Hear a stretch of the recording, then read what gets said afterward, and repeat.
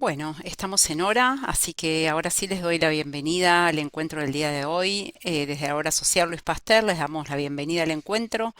Nos alegra compartir estos espacios con nuestras afiliadas y agradecemos la valoración y el interés que dedican acá a nuestras propuestas siempre. En este mes elegimos acompañarlas con iniciativas que promuevan su bienestar integral y contribuyen a mejorar la calidad de vida cotidiana. Hoy nos reúne un tema fundamental dentro de la prevención. Vamos a conversar sobre el cuidado íntimo, el HPV y la menopausia abordados desde una mirada integral.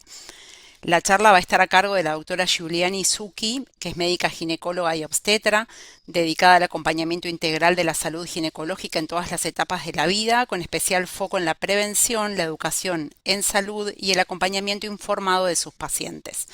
Yo como siempre les voy a pedir y los voy a ir controlando que tengan los micrófonos silenciados durante la exposición para no intervenir, pero como siempre, si la doctora les hace alguna pregunta y quieren activarse los micrófonos, van a poder hacerlo. Me pueden ir mandando las preguntas por el chat, como hacemos siempre, que después las leemos de manera ordenada al finalizar. Y bueno, no les quiero robar más tiempo, vamos a dar paso a la charla. Juliana, si estás por ahí. Hola, buenas tardes a todos. Buenas ¿Cómo tardes, están? ¿cómo estás? Bien. Bueno, comenzamos entonces. Sí, adelante. Bueno, de vuelta buenas tardes. Ya tuve una hermosa presentación.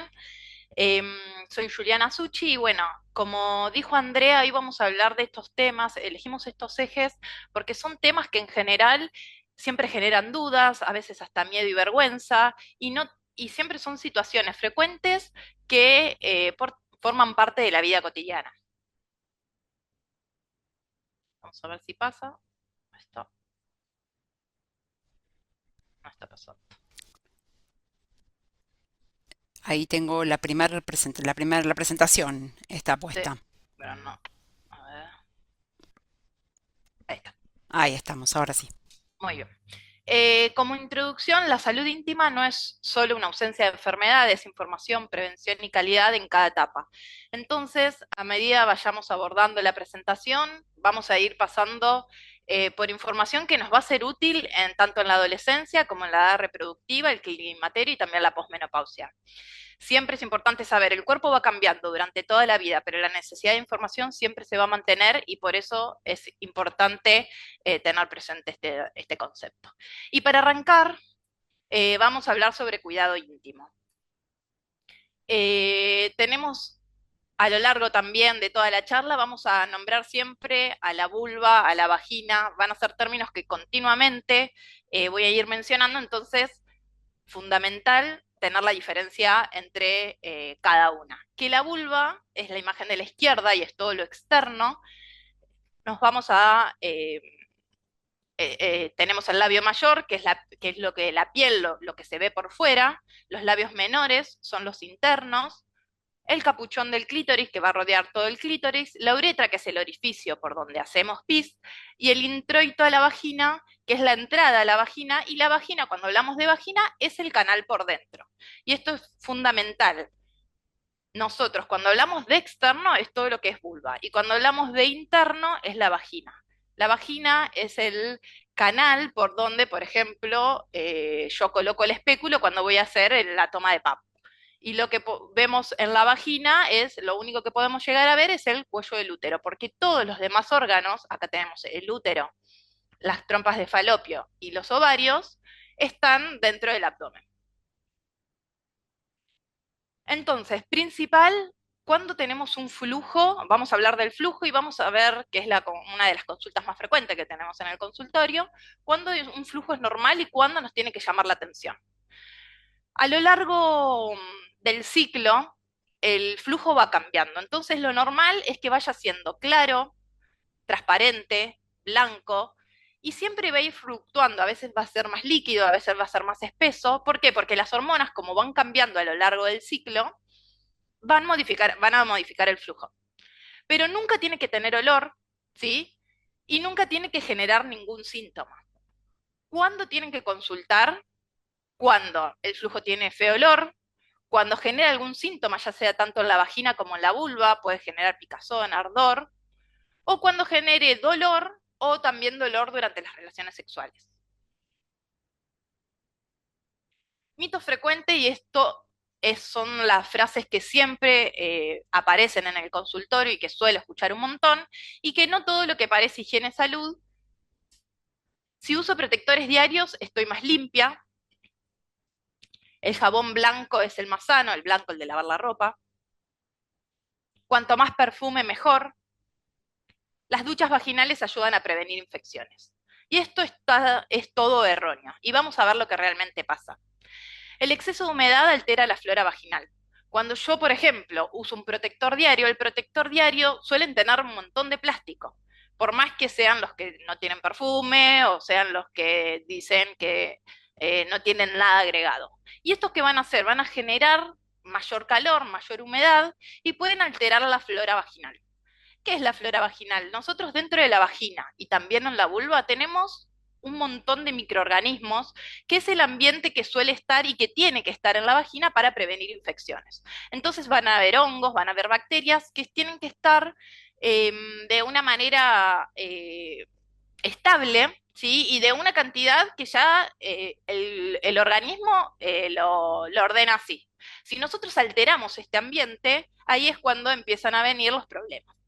Entonces, los jabones comunes, que son los de tocador, pueden modificar el pH, porque el pH también, que es algo que va cambiando a lo largo de la vida, es modificado totalmente por un jabón que puede ser, en general, los jabones de tocador son más alcalinos y el pH de la vagina suele ser ácido. Si nosotros lavamos la vagina o lavamos la vulva con un jabón que puede alterar el pH, lo mismo, borramos la protección que tiene y pueden generar también infecciones.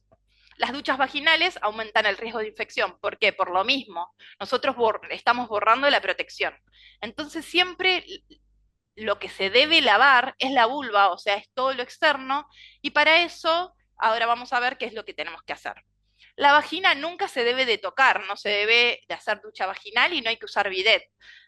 Lo único importante es, luego de tener relaciones sexuales, como consejo, siempre hacer pis, ¿sí? Para borrar algún, para barrer algún germen eh, que puede estar dando vueltas y tener presente que muchas alteraciones no dan síntomas al inicio. Entonces por ahí uno sigue cometiendo los mismos errores y después, con el paso del tiempo, ahí es cuando empieza eh, a ver las modificaciones.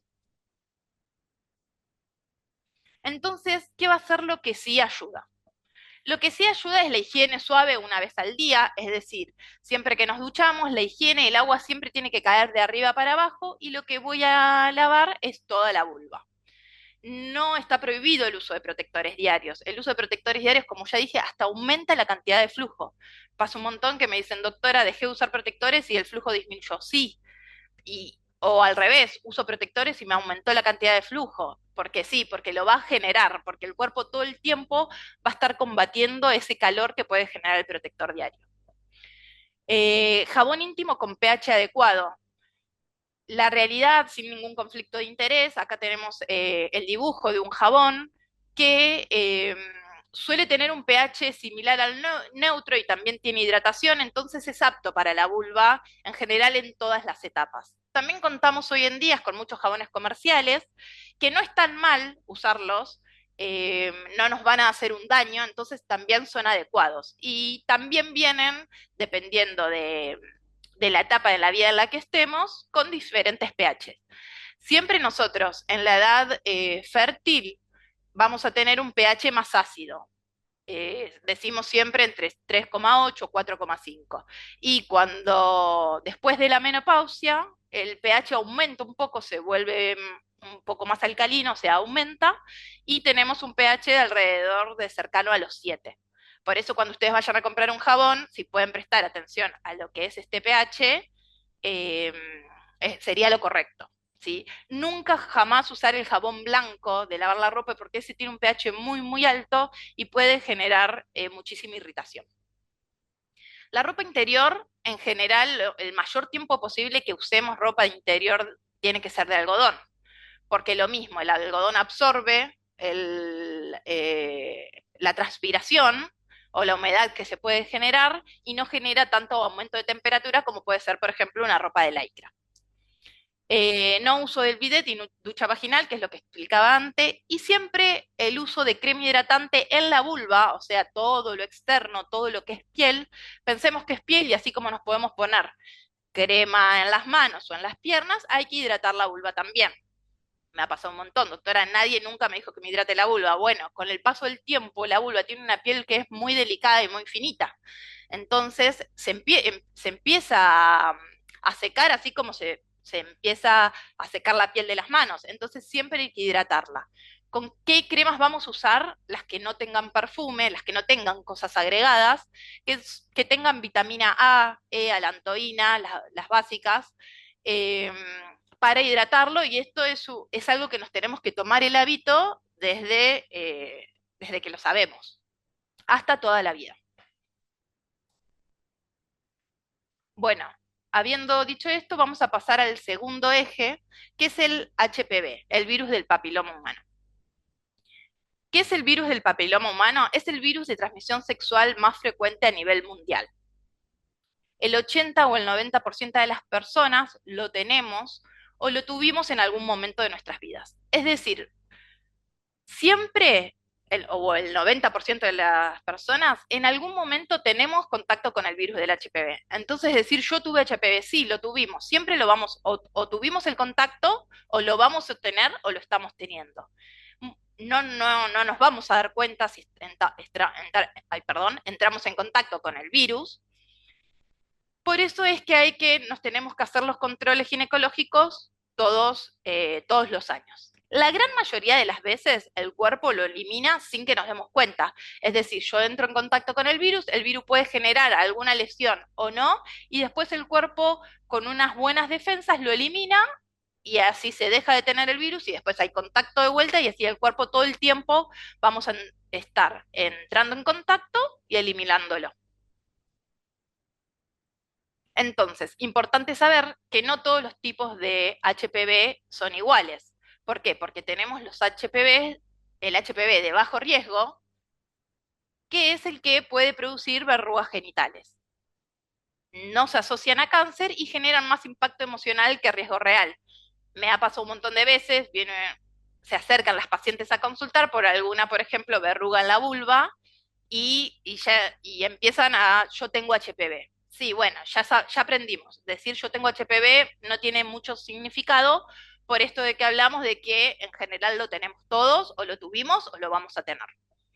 Pero las verrugas genitales, al ser producidos por el HPV de bajo riesgo, pueden se puede hacer tratamiento obviamente y se pueden retirar, a veces hasta se eliminan solas, pero no se asocian a cáncer. Entonces, si una verruga genital, que siempre tiene que verse con el ginecólogo y hacerse el control, y se confirma que es una verruga genital, puede hasta dejarse que a veces el cuerpo con las mismas defensas la elimina sola o sacarse, pero eh, tenemos eh, la importancia de saber que no se va a asociar a cáncer. Y después tenemos el HPV de alto riesgo. Y este sí es el más importante, el que más le tenemos que prestar atención, y es el que no produce verrugas. Puede generar lesiones en el cuello del útero, puede generar lesiones en la vagina o la vulva. Y esto menciono todas las partes porque es importante, pacientes que por ahí tienen alguna cirugía del útero, donde le hayan sacado el útero, dicen, no me tengo que hacer más el PAP o no me revisan más. No, porque las lesiones también pueden aparecer en la vagina o en la vulva. Entonces, siempre es importante ir al control ginecológico. Generalmente estas lesiones no dan síntomas y los tipos más frecuentes son el HPV 16 y el HPV 18, que son los que tenemos en nuestra población general. En la primera imagen es la imagen del espéculo, que es lo que utilizamos y lo nombro por si alguna paciente, alguna mujer no sabe cómo se llama. Y, eh, y el otro es el cuello uterino, que es cuando yo pongo este espéculo por la vagina, lo que veo es el cuello uterino y se ve así. Entonces ahí, cuando hacemos la colposcopía, se determina si hay alguna lesión o no, es donde se toma la muestra del PAP y donde se determina si hay alguna lesión que hay que analizar un poco en profundidad. Entonces, ¿qué forma tenemos de prevenir el HPV y cómo lo vamos a controlar? Tenemos la vacunación. que protege contra los tipos más frecuentes de bajo y alto riesgo.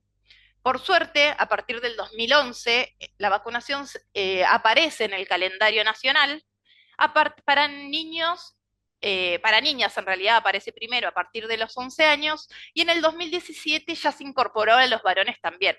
Entonces, todos los adolescentes a partir de 11 años tienen incluida el calendario nacional de vacunación. Entonces, esta es una información que no está tan promulgada, no se conoce tanto y es importante que siempre la mencionemos y la vayamos pasando del boca en boca, además de que obviamente cuando van al control médico se las tienen que indicar, pero nada, está buenísimo contar con este conocimiento. Cuando el esquema según edad es entre los 11 y los 20 años una dosis y entre los 21 y los 26 años, porque son mujeres nacidas desde el 2000 y varones nacidos del 2006, son dosis separadas por 6 meses. Antes, y les comento esto también, apenas se ingresa la vacuna en el calendario nacional de vacunación, eran 2 dosis para todos, o sea, por ahí tienen por ahí ustedes tienen 2 dosis o hijas que tengan 2 dosis o conocidos que tengan 2 dosis, porque al principio la vacunación era así, pero hace ya 2 años que pasó a ser una sola dosis. Para 11 años se da sola una dosis hasta los 20 y más de 20 se dan 2 dosis separadas por 6 meses. Si me preguntan, otra de las preguntas que suelen pasar en el consultorio es, ya no llegué a darme, o sea, nací más tarde, soy más grande, me doy la vacuna, no me doy la vacuna. La realidad que la eficacia de la vacuna se ve en, en adolescentes porque son personas que todavía no iniciaron las relaciones sexuales.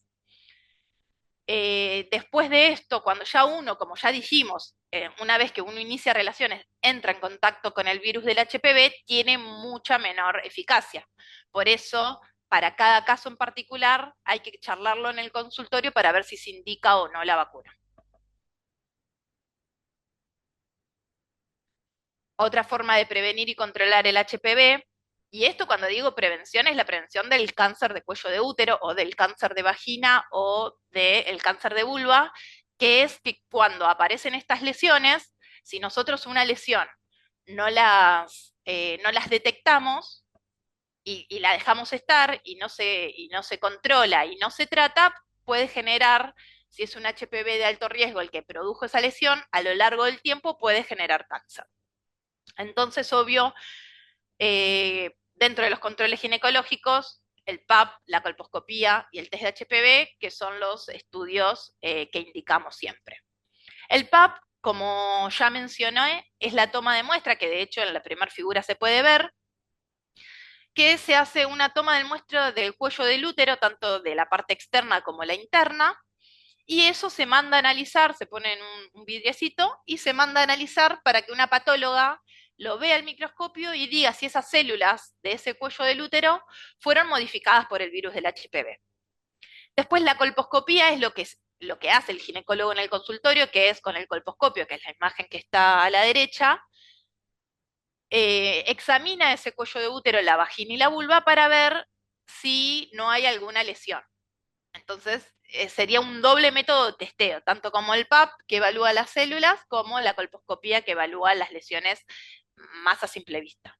Y después está el test de HPV, que está indicado a partir de los 30 años, y es otra forma, no reemplaza, sino que acompaña eh, los controles, y es una forma de detectar si el virus en ese momento está en contacto con el cuello del útero. Eh, un test de HPV positivo no significa que haya que hacer tratamiento. Hay que evaluar cada situación, hacer colposcopía también y ver si se controla o no se controla, porque lo mismo, repito otra vez, puede estar el virus y puede no generar enfermedad. Pero lo importante de todos estos controles es que siempre detectan lesiones antes de que sean graves. El uso del preservativo, importantísimo, reduce el riesgo de transmisión, pero no protege al 100%. ¿Por qué? Porque este contacto con el virus se da a través de secreciones también, entonces no lo podemos proteger al 100%, pero siempre va a disminuir y en un gran porcentaje la exposición. Entonces, obviamente que siempre es recomendable el uso del preservativo. Y además, previene otras infecciones, y esto sí al 100%, de HIV, sífilis, hepatitis B y hepatitis C. En la figura de arriba tenemos los preservativos que todos conocemos y en la figura de abajo está el preservativo femenino. Esto no está muy divulgado tampoco, es muy difícil conseguirlo en las farmacias. Hay algunos hospitales, pocos, que en Capital Federal por momentos lo tienen, pero bueno, les dejé una imagen para que lo conozcan y que sepan que existe también el preservativo femenino. Y bueno, como dije antes, la importancia de las defensas. Un sistema inmune adecuado va a hacer que este virus se pueda eliminar. El cigarrillo es uno de los principales factores que alteran la inflamación del cuello del útero, entonces hace que al virus le cueste un poco más ser eliminado.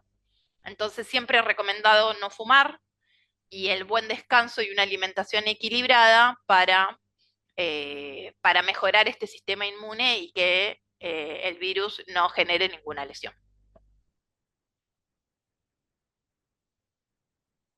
Entonces, derribando mitos, y acá vamos a hablar de mitos también, cosas que escucho en el consultorio, tener HPV no implica infidelidad, la realidad es que no, porque uno al estar todo el tiempo en contacto con el virus o tener la posibilidad de estar en contacto con el virus y la lesión se puede generar mucho tiempo después, entonces nunca vamos a saber cuándo se genera eh, la lesión o no o cuándo se contagió ese HPV. Tener HPV tampoco no significa promiscuidad, para nada. Con una sola relación sexual podemos tener contacto y se puede generar una lesión. Y tener HPV no siempre requiere tratamiento y esto es lo que les mencionaba antes, que muchas veces si aparece alguna lesión, dependiendo del tipo de HPV y del tipo de lesión, se puede controlar. Y como tercer eje, y muy importante, el climaterio y la menopausia. Climaterio, ¿qué es? Es una etapa de transición, puede durar varios años, es cuando comienzan los cambios hormonales y empiezan a haber ciclos irregulares. Y aparecen muchos síntomas que ahora los vamos a ir viendo un poco. Estos ciclos irregulares, que es en lo que más me voy a detener, pueden ser que la menstruación empiece a desaparecer, pero también puede ser muchas veces que hasta que llegamos a la menopausia, el ciclo de repente uno tenga una menstruación muy abundante o por momentos no tenga ausencias del periodo y de repente viene un periodo de 20 días con mucha cantidad. Entonces, ¿nos tenemos que preocupar? No, nos tenemos que ocupar siempre.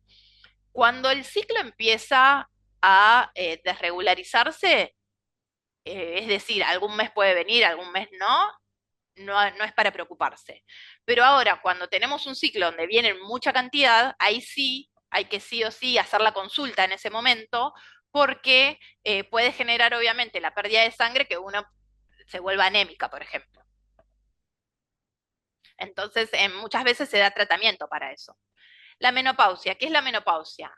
Es el periodo que comienza luego de 12 años sin menstruación, a partir de los 50, 12 meses, perdón, sin menstruación a partir de los 50 años, o 24 meses sin menstruación antes de los 50. Es decir, si tengo menos de 50 años y por durante 2 años no me vino el periodo, ya podemos decir que estamos en menopausia.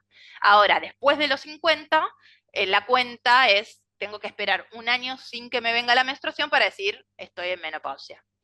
Obviamente, si después de los 50 estoy 10 meses sin menstruar y de repente viene un sangrado y una menstruación, se deja de contar y de ahí volvemos a contar el año sin menstruar. Y marca el fin de la etapa reproductiva. Una vez que nosotros tenemos todo este tiempo que mencionamos sin menstruar, decimos estamos en menopausia, ya no puede ocurrir el embarazo. Y sucede en promedio alrededor de los 50 años. Esta es una edad promedio, puede ser antes, puede ser después. Lo normal es que lo tomamos como normal cuando es después de los 40 años. O sea que si es antes de los 40 años, ahí es más importante consultar, obviamente, porque no es lo esperado. Y para entender toda esta etapa, tenemos que saber qué pasa hormonalmente. Y entender los cambios siempre ayuda a vivir mejor porque uno sabe, conoce y se espera qué es lo que puede llegar a venir. En esta etapa, y como lo muestra el dibujo, baja progresivamente la producción de estrógenos. Los estrógenos es la hormona vedette de toda esta presentación que ahora queda en adelante, porque la disminución de los estrógenos es lo que nos va a generar los síntomas y signos que vayamos a ir presentando. Como los ovarios generan los estrógenos, el cerebro intenta estimular el ovario y para eso genera una hormona que se llama FSH, que la tenemos siempre, pero en momentos de la perimenopausia, que es el climaterio, y en la menopausia aumenta un montón porque todo el tiempo la aumenta para estimular. Entonces, es una hormona que usamos para evaluar la transición. Les ha pasado quizás en alguna vez que la hayamos pedido en sangre. Bueno, y el climaterio puede impactar en múltiples áreas. Y esto no va a ser, ninguna es menos importante que otra. Hay mujeres que pueden tener un cambio, hay mujeres que pueden tener todos los cambios, hay mujeres que pueden tener ningún cambio. Entonces, y cada uno es diferente, entonces va a depender de cada una lo que nos vaya sucediendo. Se pueden presentar síntomas vasomotores, que son los más frecuentes y los más conocidos también, que son los sofocos, que puede generar sudoración nocturna también, y esto puede alterar el sueño. Los sofocos también se dan por la disminución de los estrógenos y si bien no se sabe el origen exacto de cómo es que sucede todo el mecanismo hormonal, se ve que al disminuir los estrógenos afecta un área del hipotálamo, que es un área del cerebro, que es el termorregulador, es lo que regula la temperatura. Entonces, cuando el cuerpo se ve afectado por algún cambio de temperatura leve, al estar alterado este centro regulador, empieza a generar calor. También se ven afectados hormonas como adrenalina y noradrenalina. Se ve que influyen también en esto, en la generación de los sofocos. Por eso vamos a ver más adelante la importancia de hacer ejercicio. Bueno, tenemos también cambios emocionales y cognitivos. Podemos estar más irritables, podemos tener más ansiedad, podemos tener dificultad para concentrarse. De hecho, hay pacientes que me dicen, doctora, me empiezo a olvidar de todo. Cambios en el ánimo también pueden suceder. Al disminuir de vuelta los estrógenos, se ocurren cambios a nivel cerebral. Entonces, muchas conexiones neuronales que fueron las que fuimos adquiriendo durante toda la vida, se genera como una poda. ¿Y esto qué va a hacer?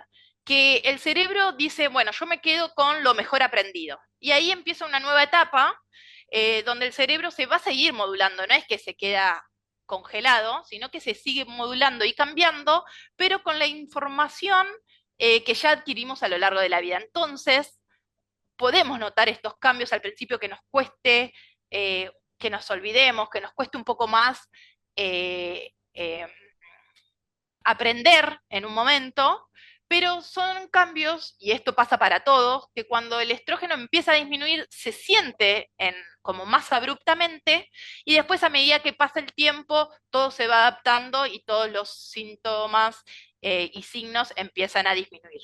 Al principio es un poco más chocante cuando ocurre de repente, pero después el cuerpo se va adaptando. Tenemos también, por disminución de los estrógenos, sequedad vaginal, que pueden generar dolor en las relaciones, disminución del deseo sexual. Los estrógenos generan mayor lubricación en la vagina, entonces es como al disminuir esta sequedad vaginal, va a generar que tengamos algún ardor vaginal o ardor vulvar también, por los cambios en el pH que se generan. Entonces, importante para esto siempre lo voy a hablar más adelante, la lubricación de la vagina y entender que la disminución del deseo no solo ocurre por la disminución de los estrógenos, que le echamos la culpa de todo, sino que muchas veces una se frustra por ahí con esto de que me dice, doctora, no tengo deseo, de repente pasó esto. Tenemos que pensar que nosotros en la vida, además de los estrógenos y de todo el eje hormonal, ocurren un montón de cosas. Entonces, va a estar influenciado por que si tengo algún sofoco y no duermo bien, o un estado de ánimo, o cambian muchos factores, no voy a tener un deseo sexual igual que siempre. Entonces, la importancia de los tratamientos los vamos a ir no lo voy a espolear, pero prestar atención a cada signo que aparezca. Eh, Podemos encontrar fatiga, podemos tener dolores articulares y cambios psicofísicos por redistribución de la grasa corporal. Los dolores articulares se dan porque también la disminución de los estrógenos actúan como un antiinflamatorio y al disminuir se empieza a generar degeneración de los cartílagos que están en las articulaciones. Entonces por eso de repente podemos sentir muchos dolores articulares. Y cuando menciono los cambios psicofísicos por redistribución de la grasa corporal, es porque eh, los estrógenos eh, empiezan al no generarse en el ovario, se tienen que generar de algún lado. ¿Y qué eligen para generarse? El tejido graso, que en general el cuerpo elige el abdomen. Entonces es normal y es eh,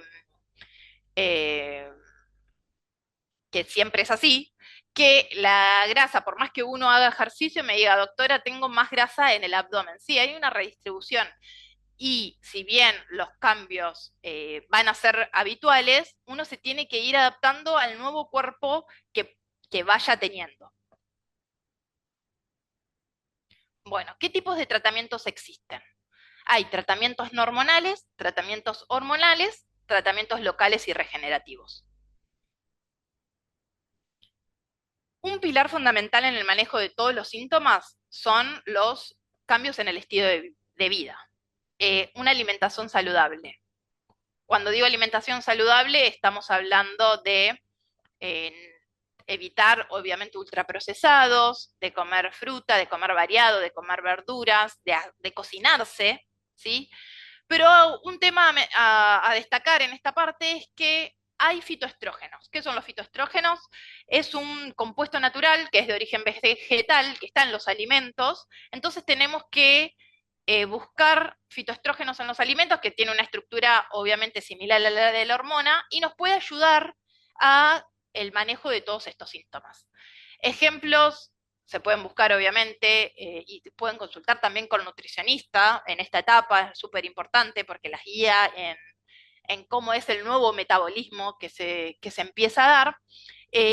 Las legumbres, los garbanzos, lentejas, tienen un montón de fitoestrógenos, la leche de soja, tofu, hay verduras como el brócoli, así que las semillas de lino, un montón de fitoestrógenos también. Súper importante el tema de la alimentación en esta etapa, que si le damos bolilla podemos ayudar notablemente a el manejo de todos los síntomas y de verdad siempre es el pilar fundamental y el primero para vivir esta etapa mejor. La actividad física regular, importantísimo, tanto musculación como aeróbico. Esto era lo que les quería decir antes, el tema de la adrenalina y noradrenalina que se genera haciendo ejercicio va a mejorar las conexiones a nivel neuronal. Entonces esto va a hacer que tengamos mucha menos cantidad de sofocos y que mejora el estado de ánimo también, entonces eh, se mejoran todos los síntomas. La higiene del sueño, lo mejor es tener pauta para dormir mejor, es eliminar una hora antes de dormir pantallas, tratar de no tomar tanto líquido a la noche, eso va a hacer que descansemos mejor. El ejercicio físico alrededor de las 7, 8 de la noche, con las hormonas que generan, también va a ser eh, un, una opción para dormir mejor, siempre lo mejor es dormir 8 horas, obviamente, entonces si podemos cumplir eso, hoy es difícil hoy en día por los trabajos, por las costumbres, pero bueno, tratar de mantener, no irse a dormir con el celular, por ejemplo, viendo cosas, porque el cerebro sigue manejando aún cuando nos dormimos, entonces el sueño no va a ser el mismo. Y bueno, los hábitos saludables que ya mencionamos. Dentro de los tratamientos no hormonales, y acá viene un concepto que siempre lo charlo, y es que hay medicación no hormonal para los sofocos. Muchas veces necesitamos el apoyo psicológico, entonces cuando creamos que es necesario, busquémoslo. No hay que, en esta etapa se puede tener, como dije antes, 1 o 1000 síntomas. Ninguno hay que naturalizarlo, tampoco si hay opciones de tratamiento tenemos que sufrir cada uno, aunque sean 1 o aunque sean 10. Entonces, no es me la banco hasta que pase. Charlemos, fijémonos qué podemos hacer para cada síntoma en particular. eh, y si necesitamos el apoyo psicológico, porque por ejemplo no me veo bien frente al espejo, porque por ejemplo me siento mal en el trabajo porque tengo mucha ansiedad, bueno, vayamos por ese camino. Hidratantes y lubricantes vaginales, esto es súper importante. Lo que hablábamos antes de la sequedad vaginal, hay hidratantes que tienen ácido hialurónico y que tienen un pH adecuado, que se pueden usar tanto para las relaciones sexuales y todos los días, así como les hablé que todos los días hay que hidratar la vulva por fuera, se puede hidratar la vagina por dentro. Entonces estos, en general, si bien los productos comerciales están bastante bien rotulados, consulten a gineco para ver si son aptos para la vagina y elijan un hidratante o un lubricante que no altere la flora y que todos los días se puede poner. Entonces, al colocarlo todos los días, uno va a sentir menos síntomas en esa zona. Plasma rico en plaquetas, lo menciono porque es un tratamiento que permite mucha regeneración celular y entonces va a ser en coadyuvante con los otros tratamientos que todo se absorba mejor y que todos los demás tratamientos tengan mejor resultado. Y después los tratamientos hormonales. Hubo una actualización a fines del año pasado sobre la terapia hormonal y es que se eliminaron las advertencias más severas sobre el riesgo cardiovascular, el cáncer de mama y demencia en productos de terapia hormonal. En un momento hubo un tiempo como miedo de que si tomaba terapia hormonal tenía más riesgo de cáncer de mama, más riesgo de enfermedad cardiovascular. ¿Qué significa esto? Que si bien estas advertencias se eliminaron, esto no significa, no cambiaron las contraindicaciones. Cada paciente tiene que ser evaluada personalmente y ver qué antecedentes tiene cada una y ver qué es lo que le pasa para la determinación de dar una terapia hormonal. Si se inician mujeres menores de 60 años o que hayan pasado menos de 10 años desde el inicio de la menopausia, los beneficios superan los riesgos. Es decir, que esa va a ser la ventana de oportunidad que tenemos para poder iniciar un tratamiento. ¿Cuáles van a ser los beneficios de la terapia hormonal? Pueden mejorar los síntomas como el sofoco y la sequedad vaginal, mejoran la calidad del sueño, la prevención de la pérdida de masa ósea, mejora dolores articulares y musculares, estabiliza cambios de ánimo. Entonces, porque claro, obviamente le estoy aportando estrógenos, que era la hormona principal que desciende y que nos genera todo lo que mencionamos. Tenemos un montón de presentaciones y no van a ser todas iguales, obviamente, y el tratamiento, repito, puede adaptarse a cada mujer. Hay una vía transdérmica, hay en gel, hay parches, puede haber comprimidos también, puede haber tratamiento solo local, cremas, óvulos, anillos. Todo esto tiene que ser indicado muy específicamente por cada profesional. Hay que evaluar un montón de situaciones, hay que evaluar qué síntomas tiene cada uno y no me voy a cansar de repetir esta parte porque hay pacientes que no quieren hormonas, pero bueno, entonces podemos hacer otra cosa para algún otro síntoma que aparezca. O cuando viene la paciente y me dice, doctora, estoy sintiendo algún cambio, qué es lo que me va a venir? ¿Qué cambios voy a notar? Y yo les digo, no te voy a decir todos los cambios que podés notar, sino vos me vas a ir diciendo qué cambios te pasan a vos. Y esos cambios son los que escuchamos nosotros y podemos ir charlando y siempre es una decisión en conjunta con la paciente, ver qué tratamos. No les vamos a tener miedo a la terapia hormonal, dependiendo de cada caso, y también nos vamos a amigar con la terapia no hormonal, porque también ayuda muchísimo y nos va a dar lo mejor para pasar esta etapa lo mejor posible. Entonces, muy importante que la elección del tratamiento va a depender de los síntomas predominantes, la edad, los antecedentes médicos y las preferencias de la paciente. La terapia hormonal no es para todas, siempre requiere evaluación individual y siempre requiere un seguimiento periódico.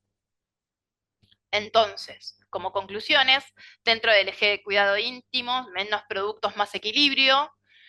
Dentro del HPV sabemos ahora que es una infección muy frecuente, que la vacunación y los controles es lo que va a cambiar la historia natural de la enfermedad y la prevención del cáncer de cuello de útero. Y el climaterio y la menopausia, que es una etapa natural de la vida, que los síntomas no deben naturalizarse y que existen múltiples terapias, pero siempre tienen que ser individualizadas. Y como conclusión, cada etapa de la vida trae cambios en nuestro cuerpo. La información, los controles y los tratamientos adecuados nos permiten transitar esos cambios con bienestar y tranquilidad. Muchas gracias a todos por la atención. Bueno, buenísimo, súper clara toda la información. Bueno, ahora sí, chicas, aprovechemos, nos queda un ratito, tenemos unos 10 minutitos para hacer todas las preguntas que necesitemos hacer. Por el chat no fui recibiendo preguntas, acá las veo a las chicas arriba. ¿Alguien quiere hacer alguna pregunta? Se pueden activar el micrófono, ¿eh?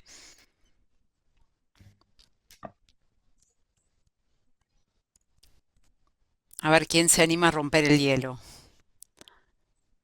Este tema lo habíamos, acá nos están preguntando, acá están apareciendo por el chat, a ver, las voy leyendo, nos preguntan si el Papila-Colpo es anual o no anual. Es cierto, yo escuché que había una nueva tendencia que no fuera todos los años, sino cada 2 años. No sé si eso es así, Eh, Julie. sí, el papilacolpo, las guías dicen que luego de dos PAP negativos se hace cada 3 años, ¿sí? El PAP, en realidad.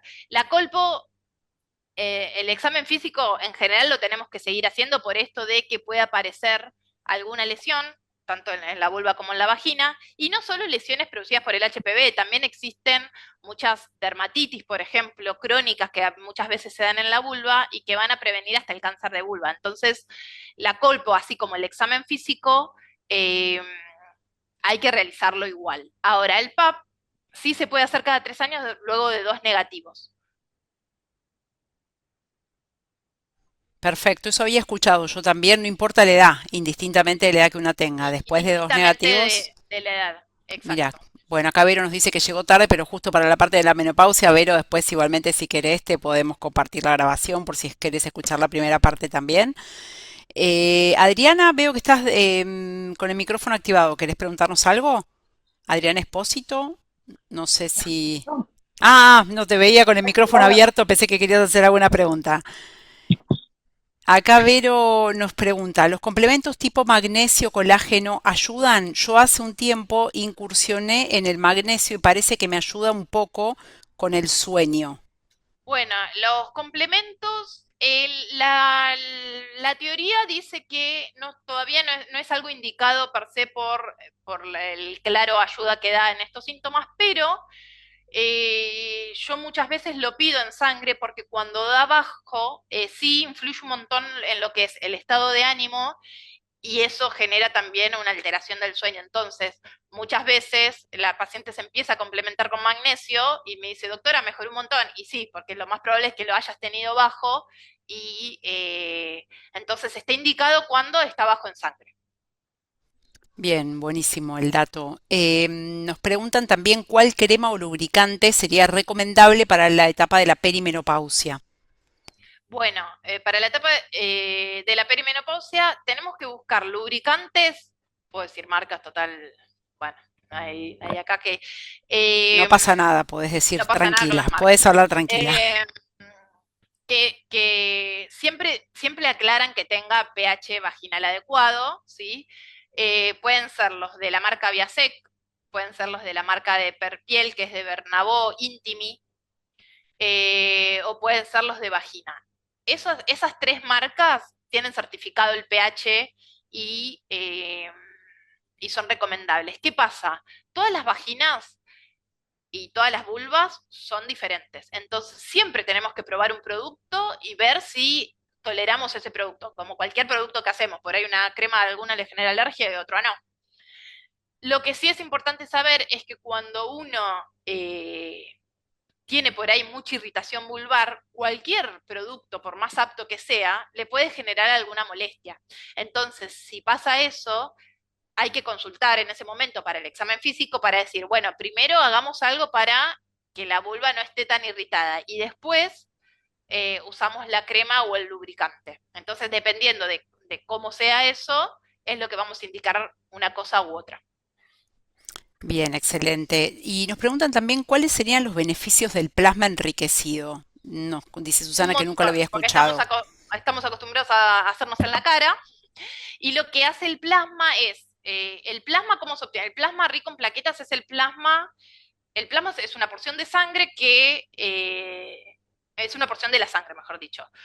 ¿Cómo se hace este tratamiento? Se saca sangre de la paciente, o sea, cada uno tiene su propio plasma, y eso se filtra esa sangre y se adquiere el plasma que va a tener las plaquetas. Y las plaquetas es lo que se va con pequeñas inyecciones a hacer tratamiento tanto en la vulva como en la vagina, y eso va a generar que las células que están en la vulva y en la vagina tengan mayor replicación y regeneración celular. Entonces esto va a hacer que se absorba mejor tanto los lubricantes o como las cremas hidratantes. Eh, se ve un montón de beneficios porque esto es como que reenvejece, no envejece la célula, renueva, mejor dicho. Bien, Rejuvenece, esa era la palabra que no me salía. perfecto. Ahí Fabiana se activó el micrófono. Fabiana, Sí, ¿querés hacer la pregunta? Yo después hago otra del chat. sí, Sí, dale, quiero hacer una pregunta a la doctora. Bueno, tengo 58 años y a mí, obviamente, la menopausia, noté que me afectó mucho el tema de los huesos. ¿Existe Sí, algo para tomar, algún tratamiento? Porque si bien hago actividad física, es cierto que cuando hago actividad física yo me siento bien, pero cuando la dejo de hacer, vuelven los dolores articulares. exacto, Este, porque ahí está, y mira, vos lo dijiste sola, no hay que dejar la actividad física. ¿Qué claro. pasa? Nosotros tenemos bueno, esto que hablaba de la disminución de los estrógenos, pierde la protección en hueso. Entonces nosotros tenemos que encargarnos de protegerlo. ¿Cómo nos vamos a encargar de proteger ese hueso? Nada solo va a ser, nada, no tenemos la pastilla mágica para hacerlo. Es decir, yo no tomo vitamina D y calcio y el hueso va a estar bien. Voy a necesitar la vitamina D porque es uno de los combustibles, voy a necesitar calcio porque es lo que se empieza a perder, y voy a necesitar hacer ejercicio porque el ejercicio va a hacer que los músculos le den el esqueleto a ese hueso para que esté fortificado. ¿Sí? Entonces, Ujú. por eso la importancia, y lo repito, y por ahí ya lo dije mil veces, pero de la alimentación y el ejercicio físico, porque la alimentación, que es el primer pilar, es el primer tratamiento y es la farmacia que tenemos natural y que podemos implementar sin agregar otra cosa y empezar a notar el cambio. Es Pero decir, que sí, siempre, siempre ejercicio. siempre No el hay ejercicio nada que... físico, sí, después, obviamente, se hacen controles y se Perfecto. hacen diferentes tratamientos dependiendo de, por ejemplo, una densitometría ósea Es para lo que ver te en iba a qué decir. estado está Claro. el hueso, pero en base a eso mejorar la alimentación, ver si agregamos calcio, ver si agregamos vitamina D, Ujú. siempre en conjunto con el ejercicio, porque es lo que nos va a hacer que el tratamiento funcione. Es decir, que la densitometría es fundamental para determinar qué tipo de cosas necesito para fortalecerlo a los huesos aparte del ejercicio, Exacto, exacto, sí. Entre otras cosas, a veces, muchas entre veces, otras. dependiendo de la paciente, de los síntomas de la densitometría, se piden otros estudios en sangre que van a Mm, evaluar todo esto, pero sí, todo el mm. metabolismo fosfocálcico, le decimos nosotros, que es esto, el calcio, la vitamina D y la vitamina, sí, y eso. Bueno, acá Muchas Julie nos gracias. pregunta, dice, ¿hacer la eco mamaria reemplaza a la mamografía? No, No. de ninguna manera. De ninguna manera porque, porque se evalúan diferentes cuestiones. Usamos nosotros la mamografía y la ecografía mamaria para la prevención del cáncer de mama. Y el cáncer de mama puede aparecer como un nódulo que uno se palpa, pero también puede aparecer como una imagen que solo se ve en la mamografía.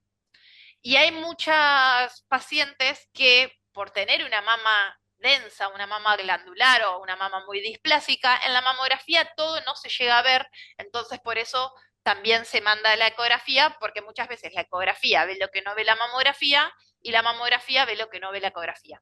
Así que no, no se reemplaza de ninguna manera. Es como un trabalengua, pero quedó claro el concepto. Muy bien. Sí. Sandra nos pregunta cuándo se indica la densitometría. ¿Hay alguna edad particular, algún Sí, síntoma hay una particular? edad en particular, se indica a partir de los 65 años. Y ahora van a decir, pero yo ya me hice, bueno, Mm. dependiendo de por qué me la indicaron a los 50, bueno, no sé por qué se la indicaron a los 50, muchas veces la paciente lo pide y la realidad es que muchas veces nos vienen, pero doctora, me la quiero hacer, me la quiero hacer, bueno. La indicación es a partir de los 65 años. Se indica antes en muchas situaciones y dependiendo de la paciente, que por ejemplo, tabaquista crónica, enfermedades autoinmunes, o sea, hay una serie de cosas que hacen que pidamos una mamografía antes. Fracturas sin causa o fracturas que por ahí, no, me caí, me fracturé tibia y peroné y solo me tropecé con una piedra. Entonces, hay algunas cuestiones que por ahí nos hacen pedir la densitometría antes, pero por guía es a partir de los 65 años. Y otra cosa importante, ¿por qué no la pedimos antes también? Y por ahí me dice, pero yo me la pedí a los 60 y ya tenía osteopenia. Porque en realidad la degeneración del hueso es lo que va a ocurrir. O sea, yo no pretendo pedir una densitometría a los 80 años y que el hueso sea el mismo que a los 30. No, inevitablemente la degeneración del hueso a través del tiempo va a suceder. Pero bueno, lo que tenemos que detectar es cuándo podemos hacer algo y cuándo lo podemos ayudar con algún tratamiento. Perfecto. Claudia nos pregunta si la menopausia afecta también el cabello. ¿Se cae más, se quiebra y se reseca? ¿Cómo se trata? Bueno, sí puede afectar el cabello porque todo lo hormonal, la realidad es que afecta el cabello, pero no hay un tratamiento per se para eso. Es decir, hay que evaluar ante la caída del cabello qué tipo de cabello es, qué tipo de cabello es, qué tipo de caída es, perdón. ¿Por qué? Porque cuando a nosotros se nos cae el cabello en cantidad, puede ser que sea por el estrés, puede ser que sea por mala alimentación, puede ser por alguna hormona que nos falte, puede ser porque la tiroides no esté funcionando como corresponde. Ahora, si tenemos eh, pedazos de manchas como en el pelo, agujeros de donde falta el pelo y que se carga por mechones así, o sea que yo tenga, eh, ahí hay que hacer una interconsulta con dermatología para esa situación en particular. El, el estrés genera contracciones que hacen que el pelo se caiga. Entonces, muchas veces en la menopausia, junto con todos los demás síntomas que tenemos, por eso ocurre una mayor caída del cabello. Bien, perfecto. Acá Susana nos pregunta si el ejercicio físico sería de cualquier tipo o tiene que ser sí o sí de fuerza. Es una Tiene que ser combinación de ambos. ambos. Ambos, claro. Sí, tiene que ser ambos porque la fuerza es lo que nos va a activar el metabolismo. Y el aeróbico es lo que nos va a hacer bajar la grasa y mantener esta grasa que yo dije, bueno, ahora se empieza a acumular en el abdomen. Pero si yo solo hago aeróbico, los músculos les va a costar más endurecerse. Y si no tenemos un buen metabolismo que se logra a nivel muscular, falla el otro. Entonces, siempre es importante los dos. Bueno, genial. Y vamos a leer la última porque ya estamos, ya son las 7, estamos en hora. Vero nos cuenta que tiene 46 años y que empezó con algunos síntomas, por ejemplo, el cuerpo le duele todo, hay días más que otros y también hay semanas que tengo mucha inflamación intestinal que me genera también como una fatiga, o mejor dicho, es como que me falta el aire. Justo estaba pensando en ir a una nutricionista por el tema de la alimentación. Es que sí, es importantísimo. Eh, pueden ser síntomas de la perimenopausia. Obviamente que esto hay que hacer siempre, hacemos el control general y si todo está bien, vamos a cada síntoma en particular y tratarlo. Los estrógenos hacen que un poco de eh, disminuya un poco el tránsito intestinal, entonces eso a veces puede generar inflamación y lo que decía antes, actúan como antiinflamatorios, entonces eh, se puede sentir esto. ¿Qué pasa? Durante la vida en general muchas veces soportamos muchas inflamaciones intestinales que tienen más que ver con el tema de la alimentación. Entonces puede ser que en esta etapa nosotros notemos más los cambios. Por ahí era algo que siempre me inflamaba, pero ahora se nota más.